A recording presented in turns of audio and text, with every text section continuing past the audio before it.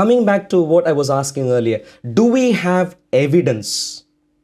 Do we have evidence? So I know you spoke about a couple of things there. You said throughout history, this has been the case. Do we have evidence to suggest that LGBTQ related phenomenon was considered to be normative in different cultures? I do appreciate, I myself come from India. I know that people have been identified to have issues in relation to sexual identity, sexual orientation and gender identity. We always have acknowledged that people had issues, but to say that we had agreed that that was normative would be a bit misleading. So I'd like to ask you this, in regards to history, do you have evidence to suggest that the behavior or the understanding of sexual orientation, which is non-conformant to what we traditionally understand to be male and female, were normative? Did cultures agree? If so, please explain to me how, in terms of languages which have developed in various cultures, people have always only used masculine and feminine gender. This has always been the case. Traditionally, this the claim that the LGBTQ ideas were traditionally accepted, I don't see that to be reality. Please help me understand. Why? What evidence have you got to the contrary? Well, you've clearly not read history. You've clearly not read anthropology. You've clearly not read psychology. The evidence is there. Take India, for example.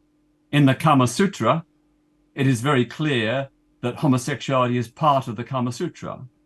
In all the ancient Indian sculptures, there were depictions of same-sex acts.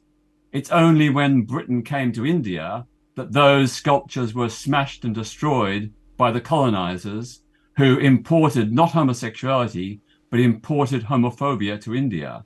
Prior to British colonization, there were no laws against homosexuality in India.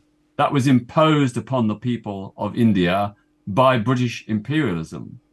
And as you have now realized and understood, the Indian Supreme Court has struck down those laws and said these laws are incompatible with human rights.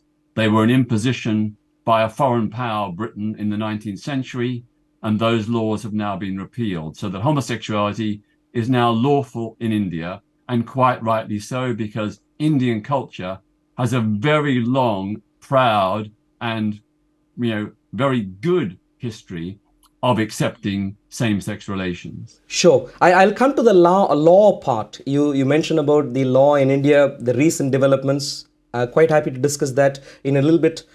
You mentioned also about how Parliament in the UK has enacted acts. I'd like to maybe combine them both and discuss in a little bit. Now, coming back to history, I completely disagree. As someone who has experienced India firsthand, I completely disagree with your view that Indian society had historically accepted LGBTQ principles as normative. First of all, just to point out very clearly to you, you were purely only talking about homosexual acts.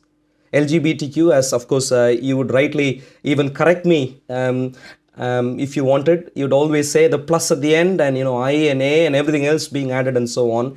Talking about one little part, evidence for one little part being there in different cultures, and claiming that one little part means the cultures have accepted those behaviors as normative, and it also is representative of the other aspects of LGBTQ. I simply don't understand. I simply don't find evidence for. So please help me understand.